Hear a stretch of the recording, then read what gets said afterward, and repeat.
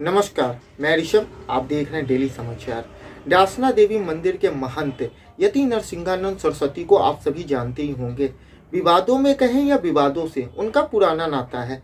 कुछ समय पहले मंदिर पे लगे बोर्ड और उनके बयानों की वजह से वो एक चर्चा का विषय बने थे। एक बार फिर से वो चर्चा के केंद्र में है। इसकी वजह है एक दिन पहले दिल्ली के प्रेस क्लब में उनके द्वारा दिया गया बयान, जिसकी वजह से वो चर्चा के केंद्र में है।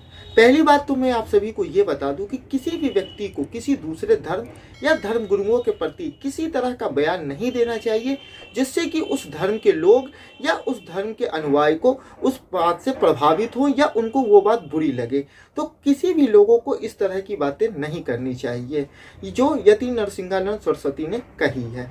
पर दिल्ली के आम आदमी पार्टी के विधायक अमानतुल्लाह खान ने जिस भाषा का प्रयोग किया है वो भी अशोभनीय है और उस भाषा का भी इस्तेमाल लोकतांत्रिक देश में नहीं होना चाहिए। जबकि आप एक संवैधानिक पद पे बैठे हैं, आप विधायक हैं, आप लोगों को रिप्रेजेंट करते हैं, आप उनके सुख दुख को जानते हैं, उसके बावजूद आप इस तरह की बातों का इस्तेमाल कर रहे हैं। जबकि आपके कई सारे फॉलोअर्स हो सकते हैं, तो आपको भी इस तरह की भाषा का प्रयोग नहीं करना चाहिए।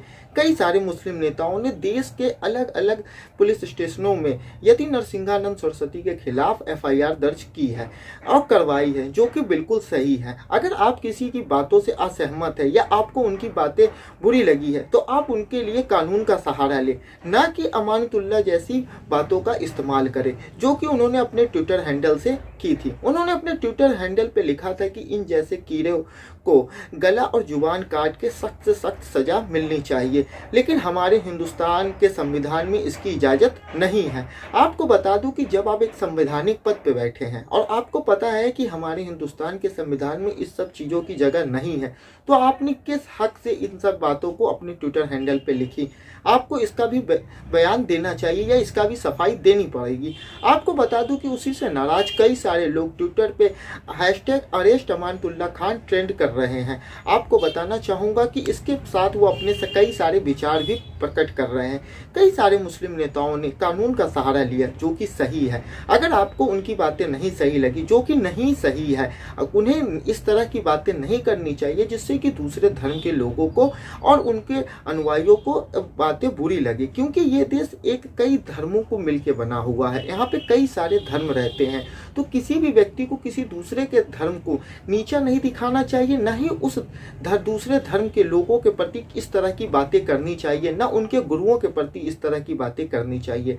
पर अमानतुल्लाह का बयान भी काफ़ी शर्मनाक है। जबकि आप एक संवैधानिक पद पे बैठे हैं, वो भी दिल्ली जैसे राज्य के आप विधायक हैं, उसके बावजूद अगर आप इस तरह की भाषा का प्रयोग करते हैं तो ये गलत है। आप लोगों का इस पूरे मामले पे क्या राय है? आप लोग अपनी राय हमें कमेंट बॉक्स में ज़रूर बताएं।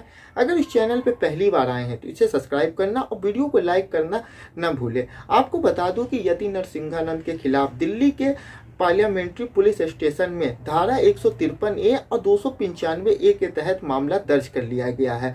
वहीं कपिल मिश्रा जो कि दिल्ली बीजेपी के नेता हैं, उन्होंने गाजियाबाद में अमानतुल्लाह के खिलाफ एफआईआर दर्ज कराई है।